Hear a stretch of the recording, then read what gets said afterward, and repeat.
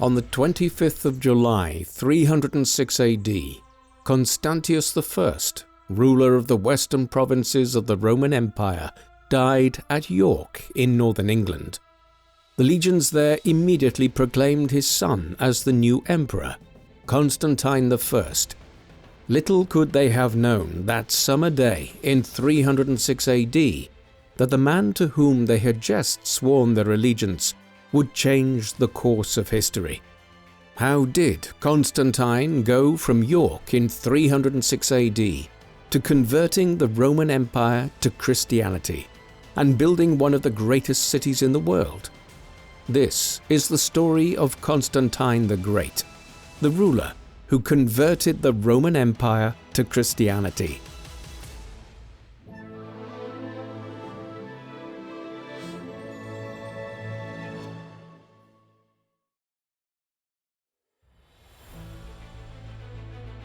The man known to history as Emperor Constantine I, or Constantine the Great, is believed to have been born on the 27th of February in the year 272 AD.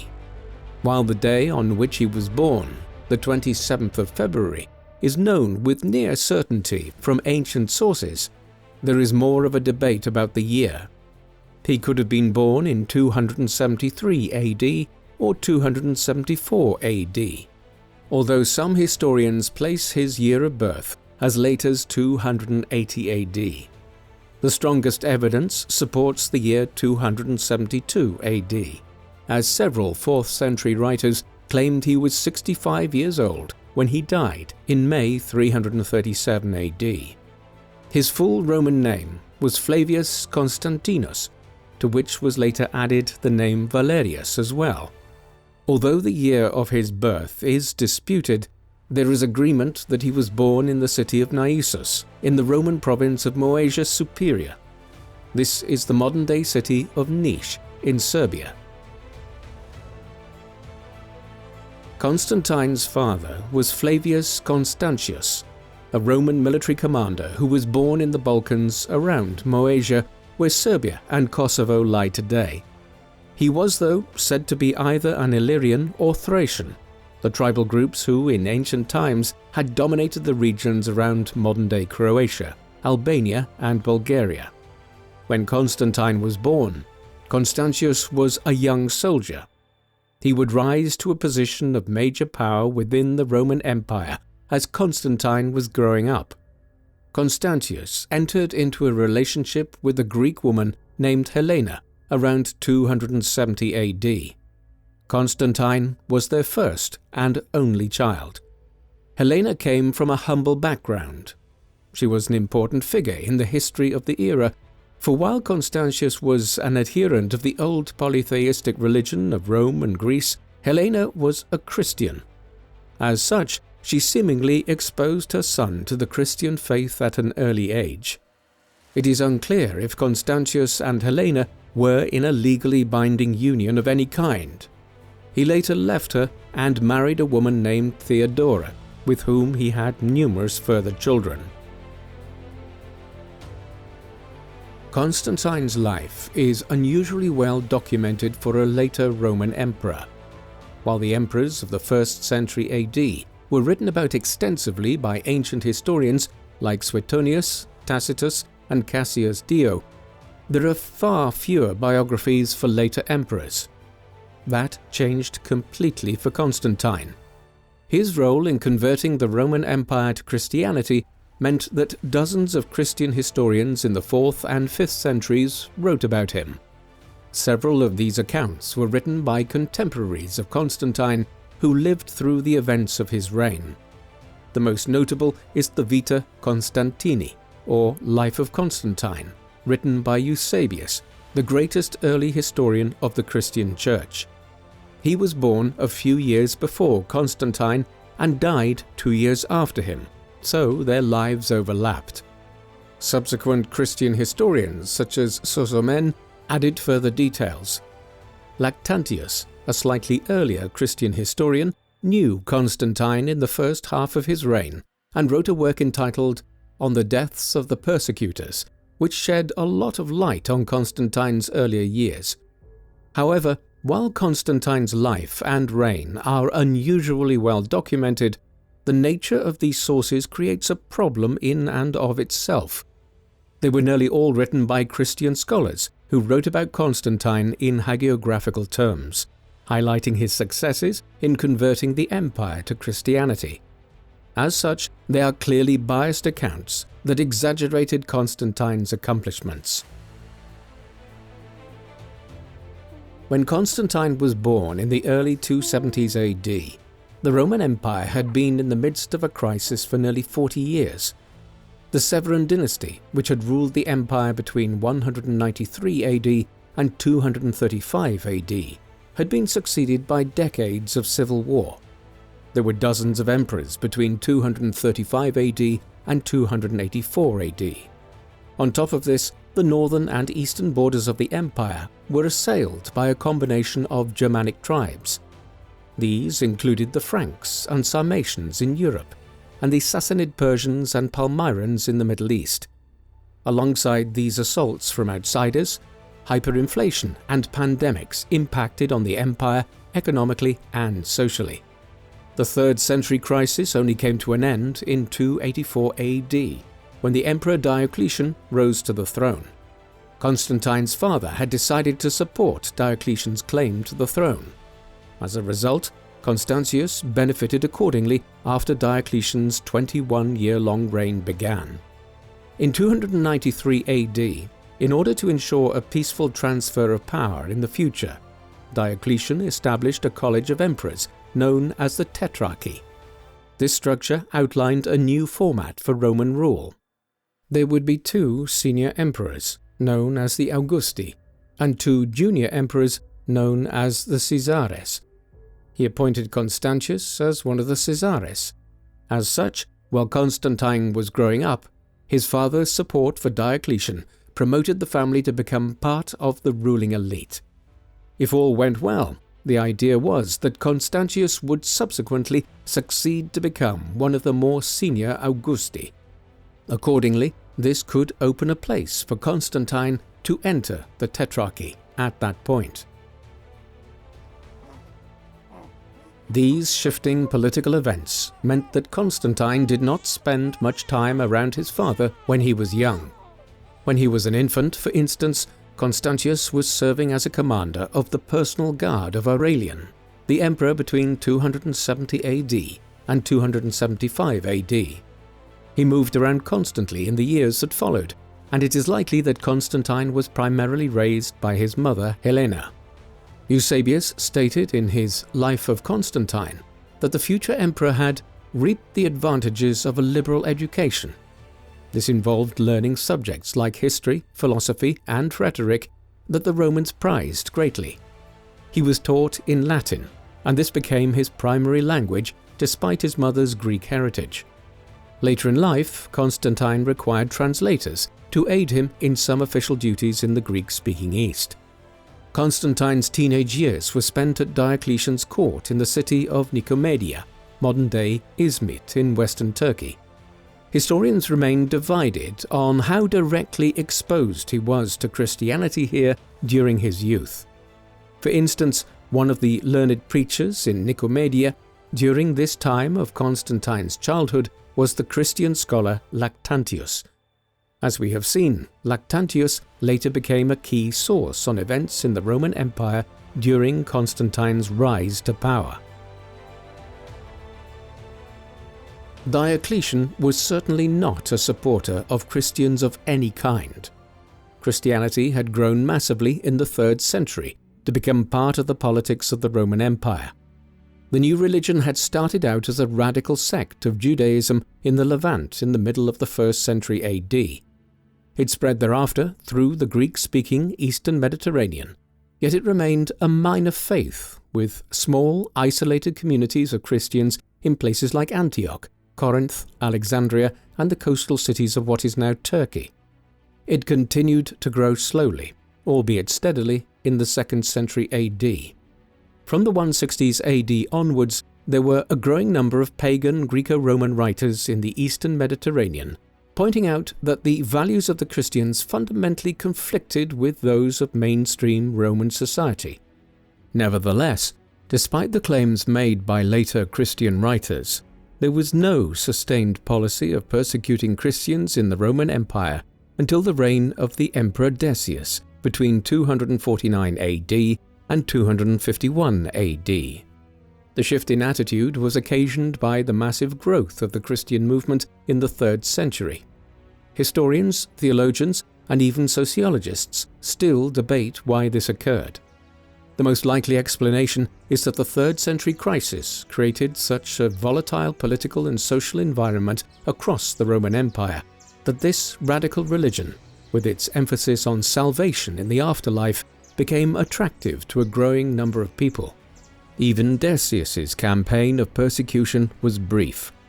Instead, the most substantial attack on the Christians came during the later years of the reign of Diocletian, by which time there were several million Christians across the empire. In 303 AD, he launched the Great Persecution. In this, the rights of Christians across the empire were restricted, and they were ordered to make the standard sacrifices to the emperor on pain of punishment. As a member of the Tetrarchy, Constantine's father was responsible for overseeing the Great Persecution in some of the western provinces of the empire. Diocletian's initiation of the Great Persecution was one of the last major acts of his eventful reign. 2 years later, on the 1st of May 305 AD, he made the unusual decision to retire and hand over the office of Augustus. This was all seemingly in the interest of ensuring that the Tetrarchy system functioned as it was supposed to, and there was a smooth transfer of power. In the western provinces, Constantius was elevated to become one of the Augusti. In the east, Constantine had hoped that when Diocletian stepped down, that he might be appointed as one of the Caesares, the junior emperors in the Tetrarchy system. However, this did not happen. Instead, the new senior emperor in the east, Galerius, appointed his nephew Maximinus Daza as the new Caesar in the east. Fearing that he might now be killed by Galerius, who was effectively holding him hostage at his court, Constantine fled westwards and joined his father in Gaul near modern-day Boulogne in northern France. When he reached Gaul, his father was preparing to lead an army over the English Channel to campaign in Britain. This was against the Picts of Caledonia, who were pressing south from what is now Scotland into northern England. Constantius was seemingly already ill, and he died at Eboracum, the name of the Roman city of York, on the 25th of July 306 AD. The legions there immediately proclaimed his son as his successor, a move which was a breach of the Tetrarchy system, as Constantine had never been established as one of the Caesares. Hence, civil war beckoned yet again within months of Diocletian's abdication. For his part, Constantine later made it part of his official propaganda that he had not requested the legions to proclaim him as emperor at York. Constantine argued that they had done so anyway, in the process creating the notion that he was a figure of such popularity that he had had the imperial title thrust upon him. The civil wars of the Tetrarchy that now began in 306 AD, and which would last down to 324 AD, would change the course of history. If the Tetrarchy system had functioned in the way that it was supposed to, a commander named Severus, who had become the Caesar in the western provinces in 305 AD, when Constantius became one of the Augusti, should have become the undisputed Augusti in the west when Constantius died. Constantine could then have been promoted to become the new Caesar, if Severus had agreed that he should enter the imperial college. Instead, though, Constantine claimed his father's senior position, opening up a civil war between himself and Severus. The picture was further complicated by Maxentius. He was the son of Maximian, who had ruled alongside Diocletian down to 305 AD. Like Constantine, Maxentius had been passed over for earlier promotion. In October 306 AD, when news arrived to Italy, where Maxentius was based at the time of Constantius's death, the legions under his control proclaimed him as the new emperor. Severus was not far away in Milan and headed south to confront Maxentius. He was defeated, captured, and died not long afterwards in 307 AD. This meant that the struggle for power in the west of the empire was now broadly between Constantine and Maxentius. While Maxentius had control over Italy and secured the provinces of North Africa, Constantine secured control over Gaul and Hispania. Constantine and Maxentius had something in common. Neither of them were able to gain acceptance as a legitimate ruler in the west from the senior Augustus in the east, Emperor Galerius. Instead, at an imperial conference held at Carnuntum on the 11th of November 308 AD in what is now Austria, it was decided that Licinius, an ally of Galerius, would become the new Augustus of the western half of the empire. The conference at Carnuntum was given added gravitas by the presence of the retired Emperor Diocletian. Although an effort was made to conciliate Constantine by making him Caesar in the west, he was unsatisfied with this. Instead, he briefly drew closer to Maxentius. Constantine had entered into a marriage alliance with his rival in the west the previous year by marrying Maxentius's sister Fausta. Their father, Maximian, who had abdicated his position as Augustus in 305 AD, at the same time as Diocletian, but who had re-entered the political fray in 306 AD, was also involved in these complex political maneuvers. Fausta was probably Constantine's second wife. Years earlier, he had entered into a relationship with a woman named Minervina while he was residing at the court of Diocletian. They had a son together named Crispus. It is unclear if Minervina was Constantine's wife or a concubine. In any event, he put her aside in 307 AD in order to marry Fausta and form an alliance with Maxentius. Constantine and Fausta would remain married for many years, and they had 5 children together, 3 sons and 2 daughters: Constantina, Constantine, Constantius, Constans, and Helena. However, the alliance between Maxentius and Constantine disintegrated long before most of these children were born. In 310 AD, Maxentius and Faustus's father, Maximian, tried to overthrow Constantine in Gaul. He was defeated, and his actions led to a spiral of events which led to Constantine and Maxentius entering into direct war with one another for control over the western provinces. By then, Maxentius had become extremely unpopular and was facing local rebellions in Italy. And so it was that Constantine campaigned towards Rome in 312 AD. The resulting clash between his and Maxentius's forces at the Milvian Bridge outside Rome on the 28th of October 312 AD has become one of the most famous military clashes in history. On the surface, the story of the Battle of the Milvian Bridge was quite routine. 2 rival claimants for the Roman imperial title clashed in battle. Constantine's forces won the battle after Maxentius drowned in the river Tiber, and Constantine became the unrivaled ruler of the western provinces. However, the significance of the Battle of the Milvian Bridge lies in Constantine's alleged conversion to Christianity as a result of the battle. There are actually 2 completely different versions of what happened. Lactantius claimed in On the Deaths of the Persecutors that Constantine had a dream vision the night before the battle in which he was instructed to have his men adorn their shields with a Chi Rho, an early Christian symbol of Christ. As a result of doing so, his men won the battle, and Constantine was inspired thereafter to become a Christian ruler. The other version of the story of Constantine's conversion was related by Eusebius.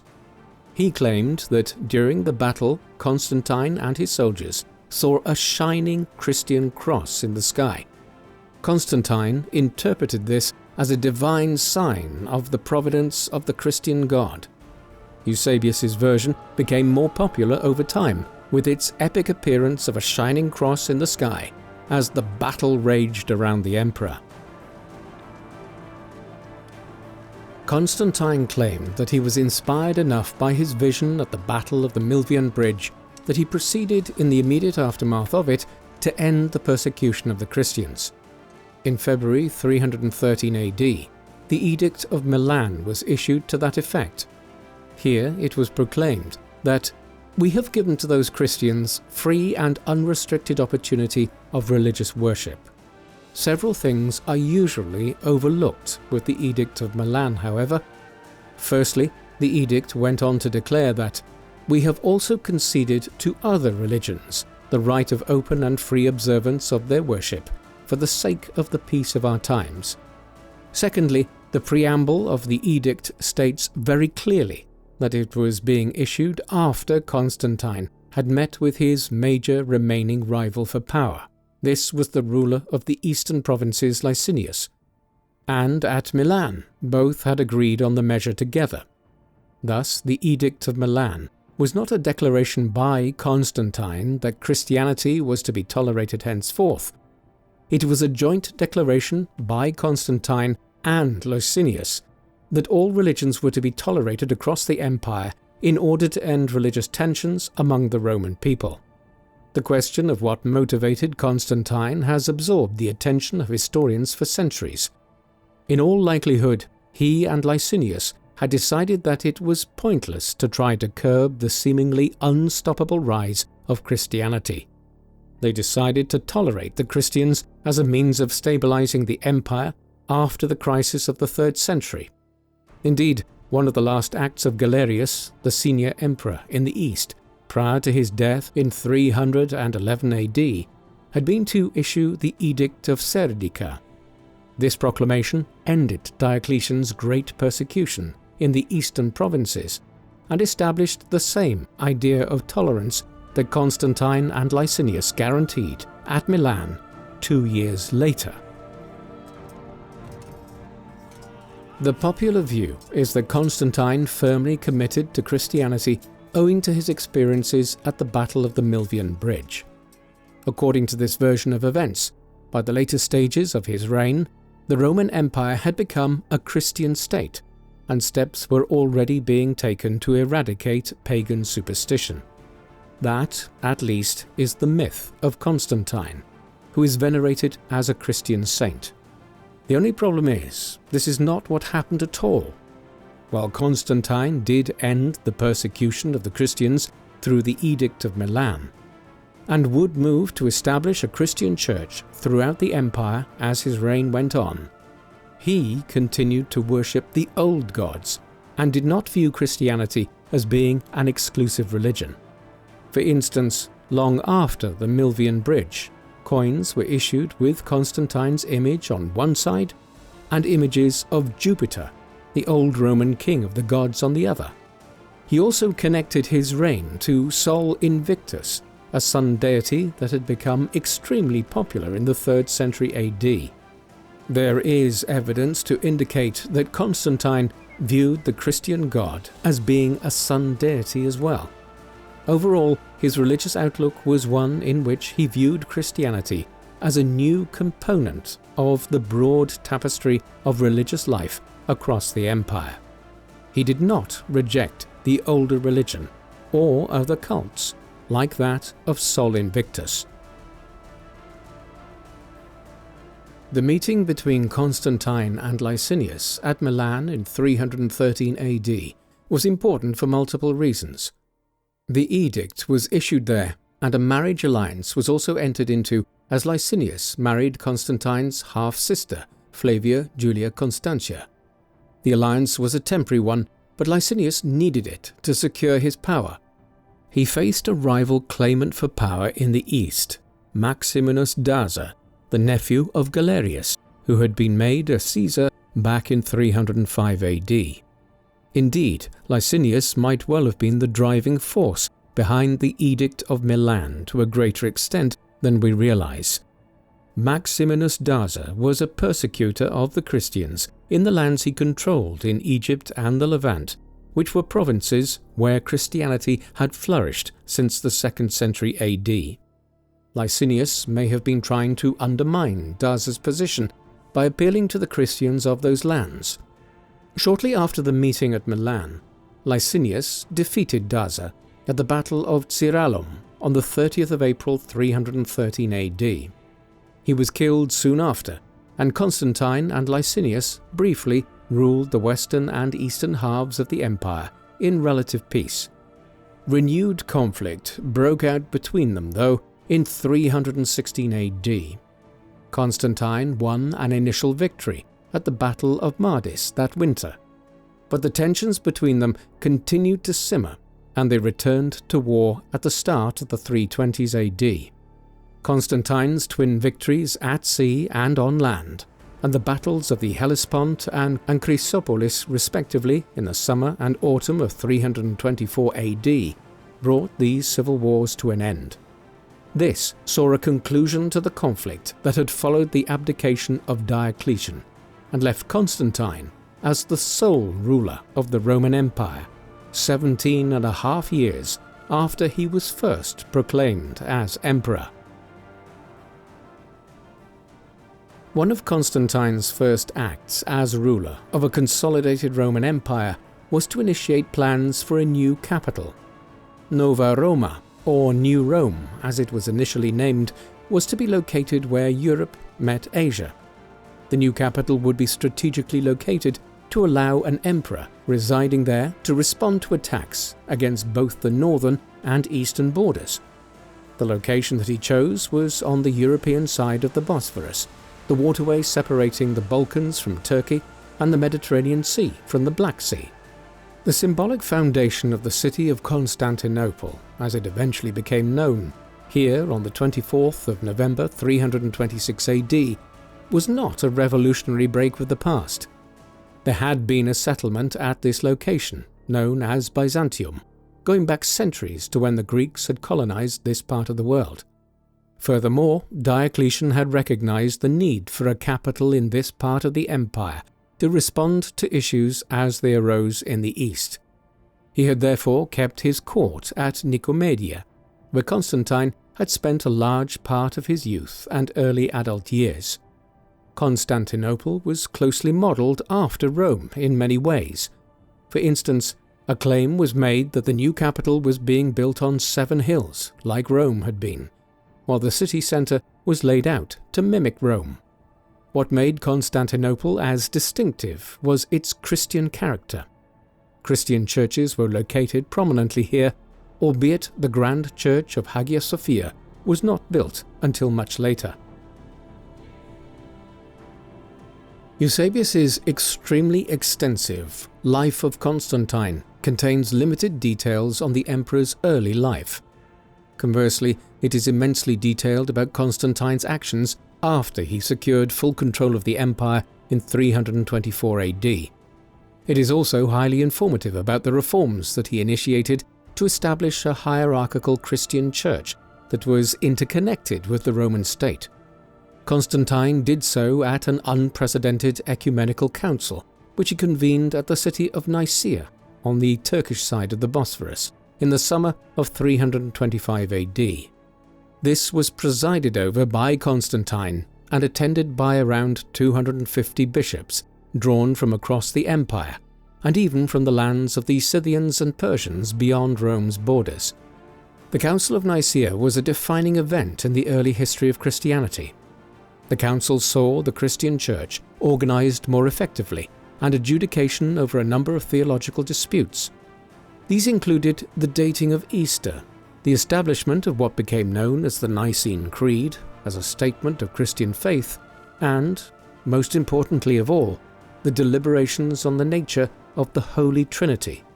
The issue of the Trinity had become controversial owing to the teachings of a North African bishop named Arius, who claimed that Jesus was not co-eternal with God, but was instead a more junior celestial that had been created by God. Throughout his life, Eusebius tried to make clear that Constantine aimed for a church that was unified politically and theologically. He stated that Constantine uttered the following in his address to the assembled bishops: "I feel that my desires will be most completely fulfilled when I can see you all united in one judgment, and that common spirit of peace and concord prevailing among you all."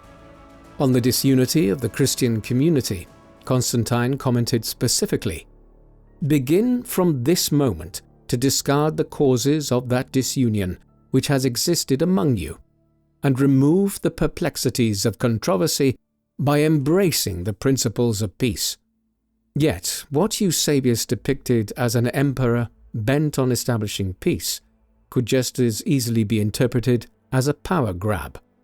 Constantine, the dual pagan Christian ruler, wanted a unified church without divisions. Such a church, unified and bound to the state, would be much easier for him to dominate as emperor. While the nature of Constantine's Christianity is clearly open to debate, there is no denying that his actions were incredibly successful. Estimates are that there were perhaps only around 250,000 Christians throughout the Roman Empire in 200 AD, out of a total population of as many as 50 or 60 million people. Undoubtedly, that number had increased to a few million Christians by the time Constantine was proclaimed as emperor in York in 306 AD. But Christians were still very much in the minority across the empire. That all changed because of Constantine's reign. He was not unique in deciding to tolerate Christianity at the start of the 310s AD. Both Licinius and Galerius had decided on the same course of action. He was also a peculiar Christian, one who was able to integrate worship of the Christian God into his own polytheism that included strong veneration of the sun deity Sol Invictus.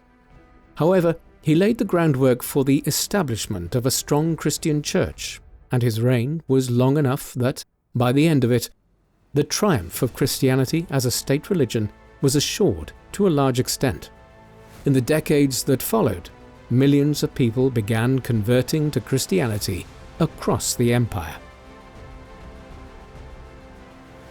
Constantine's reign is understandably the focus for the creation of the Christian Church and the building of Constantinople. However, there were numerous other issues which Constantine was concerned with.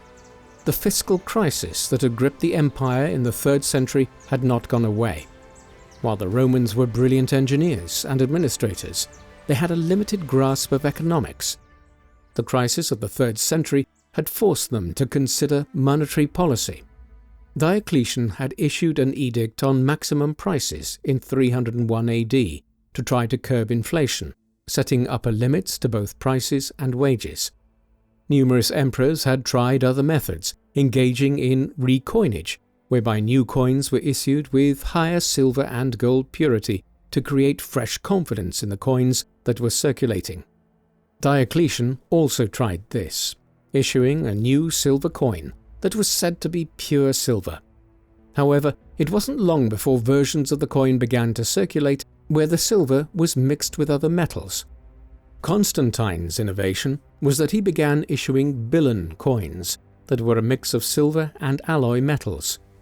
He did mint and distribute a new gold coin as a kind of premier piece of coinage, but in issuing the Bilan, he was getting rid of the pretense that the silver coins in circulation were pure. He also ordered the melting down of statues made of gold, silver and bronze from pagan temples, and used the metal to have new coins minted. Christian writers subsequently cheered on this activity, interpreting it as a sign of Constantine's animosity towards the old pagan religion. In reality, it could be interpreted as a practical measure, allowing the state to acquire precious metals rather than any indication of his antagonism towards the old polytheistic religious cults. Constantine's reign, like that of any Roman emperor, witnessed the construction of monuments and statues. What marked Constantine's time in power as distinct was that his reign lasted over 3 decades, so he simply built more than others. What is unusual is that, despite creating his own capital city at Constantinople, the two pieces of art and architecture which Constantine is most famous for were both constructed in Old Rome in Italy, not the New Rome on the Bosphorus. These are the Arch of Constantine and the Colossus of Constantine. The Arch of Constantine lies between the Colosseum and the Palatine Hill in Rome and is still standing to this day. It is a classic Roman commemorative arch celebrating Constantine's victory over Maxentius at the Battle of the Milvian Bridge. What is remarkable about the Arch of Constantine is its sheer size. It is the largest triumphal arch in the city, standing 21 meters tall. By comparison, the Arch of Titus, built to commemorate Roman victory in the First Roman-Jewish War between 66 AD and 73 AD, is 15 meters tall. This being said, Constantine was magpie-like in the methods he allowed his architects to employ. Many of the reliefs decorating the outside of his arch were literally ripped out of the triumphal arches of other emperors and recycled for his monument. The Colossus of Constantine was erected in the Basilica of Maxentius in the Roman Forum. It would have stood 15 meters high when first built in ancient times. However, it was destroyed in its original format in ancient times and was possibly broken up for looting when the Goths sacked the city in 410 AD. The head, which alone is 2.5 meters tall, has survived, along with some other fragments. A full replica of the enormous statue was installed in the Capitoline Museum in Rome in 2024. Constantine's later reign was not entirely devoid of controversy. In the summer of 326 AD, as work accelerated to establish the new Rome on the Bosphorus, Constantine appears to have ordered the killing of both his wife, Fausta, and his eldest child, Crispus, the son from his earlier relationship with Minervina. His motives for doing so are not entirely clear. Eusebius conveniently avoided mentioning the pair and their murders. The general consensus amongst later writers was that Crispus was killed first, and then Fausta was murdered a few weeks later in a bathhouse. Zosimus, a historian writing at the very end of the 5th century AD, stated that Constantine acted when he learned that the pair had become engaged in a sexual relationship with each other. He stated that Constantine killed Crispus when he incurred suspicion of him having sexual relations with his stepmother Fausta without taking any notice of the laws of nature. Zosimus expands on the story to account for the pair's death in detail, writing that Constantine then tried to remedy the evil with a greater evil. Having ordered baths to be heated above the normal level, he deposited Fausta in them and brought her out when she was dead.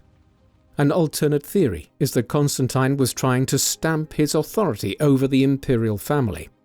He had witnessed Maxentius overpower his own father, Maximian, in the western provinces nearly 2 decades earlier. As a result, Constantine may have been concerned that something similar could happen as his sons grew up and their mother schemed on their behalf. Thus, the murders of Fausta and Crispus may have been a strategic initiative to indicate that Constantine would not tolerate any effort to dilute his power as he grew older. Constantine certainly did not betray any signs that he was aging poorly through his 50s and into his 60s. He continued to campaign militarily throughout the remainder of his reign. The empire was more secure in the early 4th century AD than it had been a half a century earlier, when the Franks, Alemanni, and Sarmatians had penetrated deep into Gaul and the Balkans. However, even at this later point in Constantine's lifetime, the borders were still in a precarious state.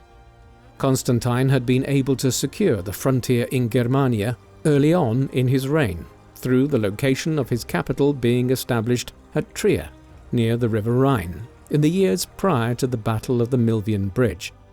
During these years, while an unstable peace existed between him, Maxentius, and Maximian in the west, Constantine had campaigned against various Germanic tribes such as the Bructeri, as well as the Franks and Alemanni.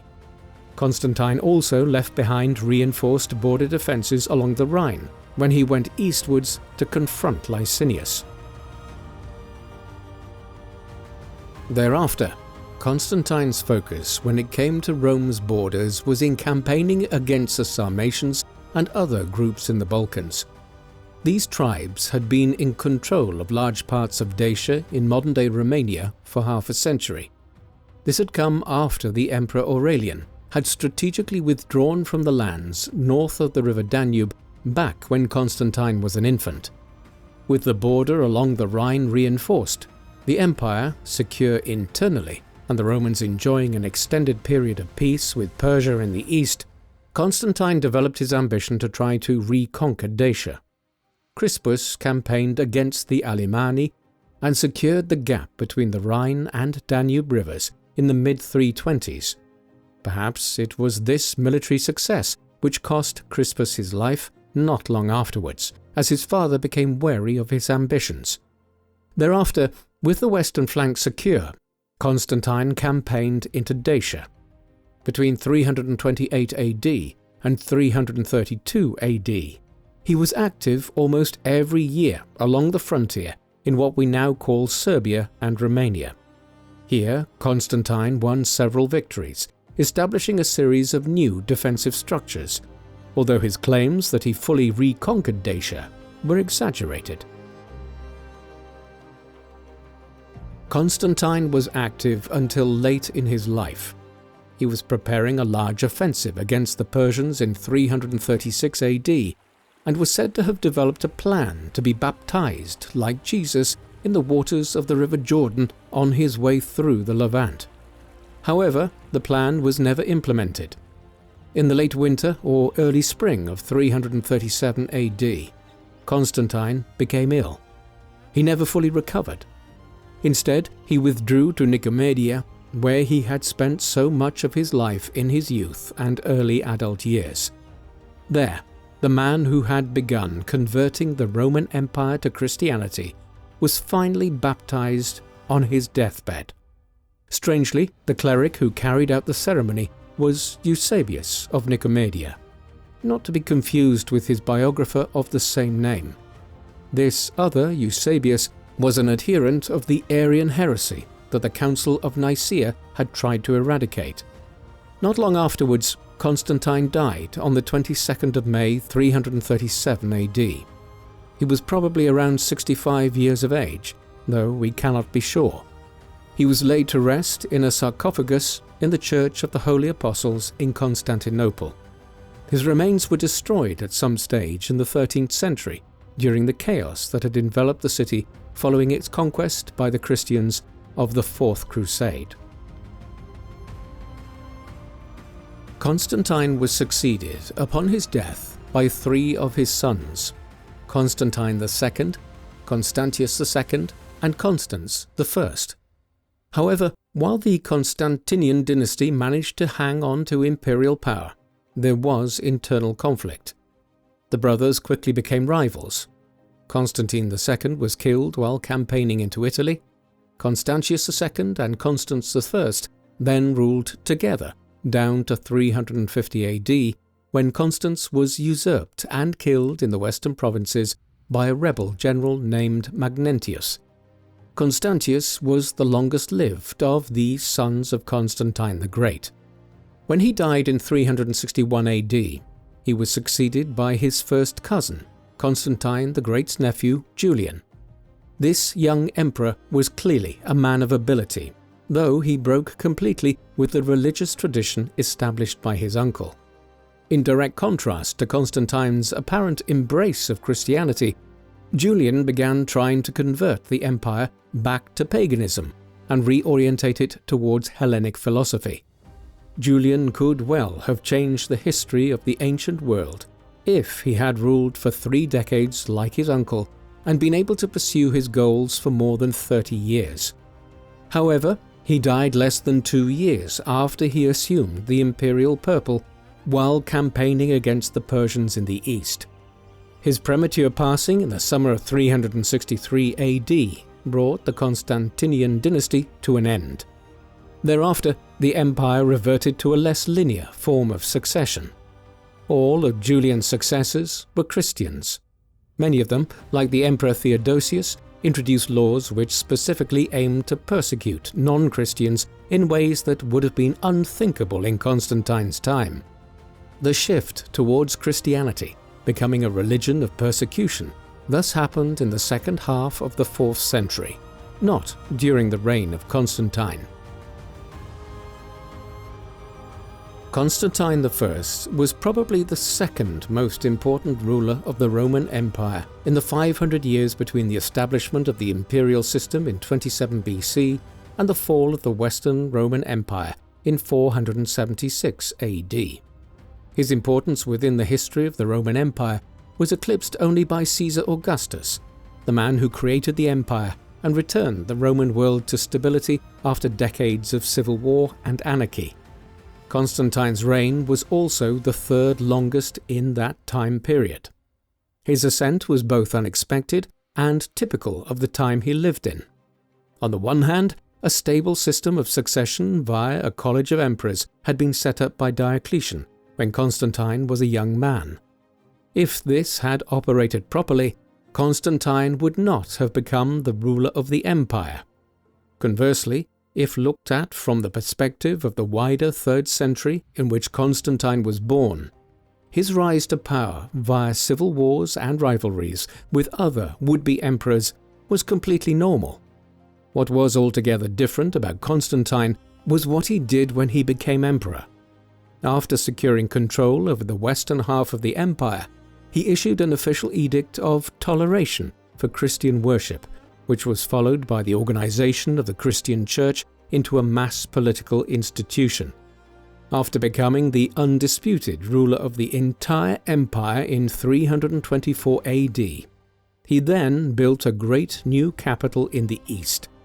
The conversion of the Roman Empire to Christianity and the construction of what would become one of the greatest cities of the world throughout the medieval era and down to the present day are the two great achievements of Constantine's reign. And yet, there is still no certainty today, 1,700 years later, as to what Constantine's real religious beliefs were. It remains a matter of debate as to whether the conversion of the empire was facilitated by Constantine's personal beliefs, or whether it came from his tactical political maneuver to increase imperial stability through greater tolerance of rival religions. In the end, his motives really do not matter. Constantine stands at the very center of a religious and political revolution in the late Roman Empire, which changed the history of the world. For that reason, he surely deserves to be called Constantine the Great.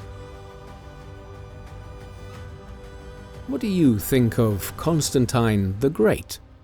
Was he a genuine Christian believer, or was he an opportunist who saw the Christian Church as something which he could utilize to cement his control over the Roman Empire? Please let us know in the comments section, and in the meantime, thank you very much for watching.